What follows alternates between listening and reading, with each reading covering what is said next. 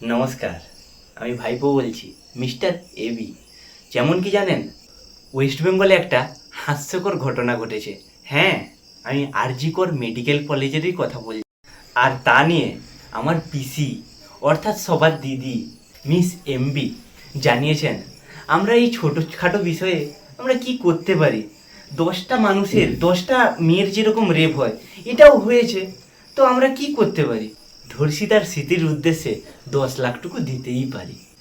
হ্যাঁ, ঠিকই, আমার পিসি ঠিকই বলেছে, 10 লাখ দিতেই পারি। এছাড়া আমরা কি করতে পারি?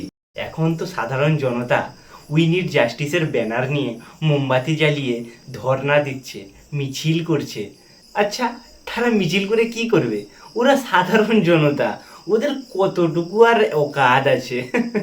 আমি তো বুঝতেই পারি না, এতটুকু অকাত নিয়ে এত বড় মিছিল মিটিং করছে। ওরা কি অকাত আছে ওদের? ওরা সাধারণ জনতা। Wake up to reality.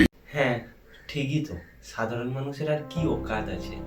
হ্যাঁ, সরকারকে বলো বেটি বাঁচাও বেটি পড়াও প্রকল্পটিকে নিজের গাঁড়ে গুঁজে নিতে। প্রথমে তো কোনো মহিলাকে দেবী দুর্গার সম্মানে সম্মানিত বন্ধ করুন, কারণ যেই মেয়েটিকে সকাল হলে দেবী দুর্গা রূপে সম্মান করেন, আর রাত হলে তো সেই মেয়েটিকে জানোয়ারের মতো ছিঁড়ে ছিঁড়ে ধর্ষণ করতে আপনারা পিছু পা হন না।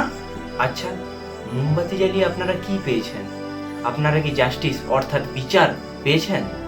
আচ্ছা, আপনারা কি আমার বোনের রেপিস্টকে পেয়েছেন? না, পাননি, আর পাবেনও না। এরকম মোমবাতি জ্বালিয়ে কোনোদিন বিচার পাওয়া যায় না। আমাদের বিচার দরকার নেই, আমাদের চাই স্বাধীনতা, ওমেন ফ্রিডম। আচ্ছা, মনে করুন তো, ভারতে যখন স্বাধীনতার ঝড় উঠেছিল, সেই বাঙালি জনতা একের পর এক নাম, নেতাজি সুভাষচন্দ্র বোস, প্রফুল্ল চাকি, বিনয় বাদল দীনেশ, একের পর এক অস্ত্র ধরে কত লড়াই করে গেছে, নিজের এবং নিজের পরিবারের পরোয়া না করে। কত স্বাধীনতার জন্য, আমাদের স্বাধীনতার জন্য কত লড়াই করে গেছেন ওরা। এখন এক মহিলার স্বাধীনতার জন্য আমরা কি করছি? উই নিড জাস্টিস ব্যানার ধরে, মোমবাতি ধরে রাস্তায় ধর্ণা দিচ্ছি। ছি, লজ্জা করে না? নেতাজি সুভাষচন্দ্র বোস বেঁচে থাকলে এখন কি ওটা হতে দিত? আচ্ছা, আমার একটাই প্রশ্ন, আমরা যে উই নিড জাস্টিসের ব্যানার নিয়ে দাঁড়িয়ে আছি, আচ্ছা, জাস্টিস অর্থাৎ বিচার আমাদের কে দেবে? সরকার? আপনাদের মনে হয়? এত নাটকের পরও আমার তো একটুও বিশ্বাস হয় না। যেই সরকারের কাছে আমার বোনের বিচার চাইতে গেছিলাম, সেই সরকার আমার বোনের রেপ হয়ে যাওয়া মৃতদেহটিকে নিলামে তুলে 10 লাখ করেছে। আর সেই সরকারের কাছে আমরা কি বিচার এক্সপেক্ট করতে পারি? আচ্ছা, কোন রাজ্যের সরকার কোনো রেপিস্টকে এমন শাস্তি দিয়েছে যাতে পরের কোনো রেপ কেস হওয়ার আগে রেপিস্টরা একবারটুকু ভাবে? সেই তো যাবজ্জীবন কারাদণ্ড হয়, আর সেই ফাঁকে জেলের বাইরে হাজার হাজার রেপিস্ট জন্ম হয়। আমি যদি একটা রেপিস্টের কথা বলি, যেমন রাম রহিম, সে তো জেলখানার মেহমান অর্থাৎ অতিথি। কেন জানেন? সে তো জেলখানায় প্রেজেন্ট দিতে যায়। জানেন আমি কেন বলছি? 2020 থেকে 22-এ 83 দিন মাত্র জেলে প্রেজেন্ট দিয়েছেন, আর 2023-এ জানুয়ারি মাসে 40 দিন, জুলাই মাসে 40 দিন, নভেম্বর মাসে 21 দিন, আর 2024-এ জানুয়ারিতে 50 দিন, আগস্টে 21 দিন, আর কিছুদিন আগে তো উনি জেল থেকে ছাড়া পেয়েছেন। আচ্ছা, তার কি তুচ্ছটুকু শিক্ষা হয়েছে যাতে পরে কোনো রেপিস্ট রেপ করার আগে দুবার ভাববে? আর নরমপন্থী নয়, এবার হবে চরমপন্থী। আজ আমার বোন রেপ হয়ে যাওয়ার 5 নম্বর সপ্তাহ হতে যায়। আচ্ছা, আপনারা মোমবাতি জ্বালিয়ে উই নিড জাস্টিসের ব্যানার লাগিয়ে মিটিং মিছিল করে কিছু জাস্টিস পেয়েছেন?